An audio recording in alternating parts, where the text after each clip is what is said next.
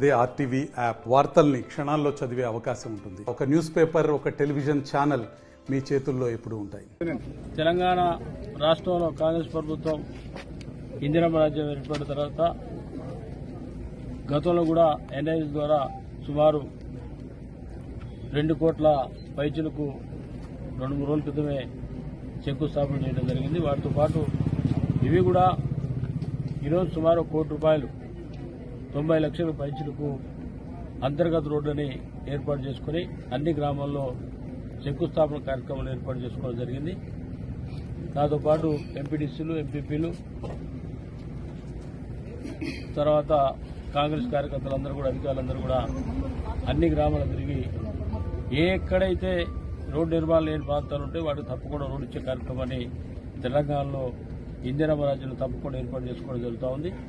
అన్ని ప్రాంతాలను కూడా సమానంగా చూసి నాది నీది కాకుండా ప్రతి ఒక్కరి అభివృద్ధి కోసమే కాంగ్రెస్ ప్రభుత్వం ఉంది, కాంగ్రెస్ పార్టీ పనిచేస్తోందని చెప్పి మరి ఈ సందర్భంగా తెలియజేస్తూ ఉన్నాం. నిన్ననే మీరందరూ చూశారు, తెలంగాణ రాష్ట్రం ఏర్పడిన తర్వాత మన ప్రీతమ నాయకుడు మరి గౌరవ ముఖ్యమంత్రి గారు రేవంత్ రెడ్డి గారు 5 గ్యారెంటీల్ని ప్రవేశపెట్టి ప్రజల వద్దకు చేర్చే కార్యక్రమాన్ని పెద్ద ఎత్తున ముందుకు తీసుకుపోవడం జరుగుతూ ఉంది.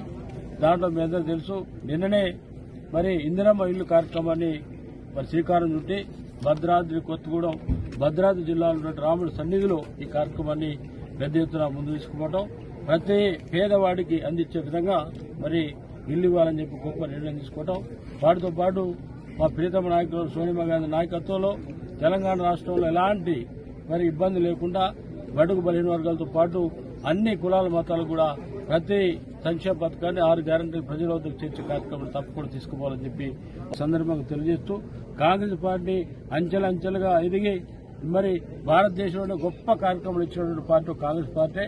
ఎవరు కూడా పేద ప్రజల కోసం ఆలోచన లేనటువంటి పార్టీలు చాలా ఉన్నాయి. అది బీజేపీ కానీ, బీఆర్ఎస్ కానీ. మరి ఈనాడు తెలంగాణ రాష్ట్రంలో ఏర్పడినటువంటి పార్టీ మీరందరూ చూస్తూ ఉన్నారు. ప్రతి ఒక్కరిని కూడా మరి చేయూతనిచ్చే కార్యక్రమం కూడా పెద్ద ఎత్తున తీసుకునే విధంగా ప్రయత్నం చేస్తామని చెప్పి విజ్ఞప్తి చేస్తూ మరి ఈ కార్యక్రమానికి వచ్చినటువంటి పత్రికా మిత్రులకు అందరికీ పేరుపేరున ధన్యవాదాలు, నమస్కారం తెలియజేసుకుంటూ జై కాంగ్రెస్. మరిన్ని వీడియోస్ కోసం ఛానల్ ని సబ్స్క్రైబ్ చేయండి, లేటెస్ట్ అప్డేట్స్ కోసం వాట్సాప్ ఛానల్ ని ఫాలో చేయండి అండ్ లింక్ డిస్క్రిప్షన్ లో ఉంది.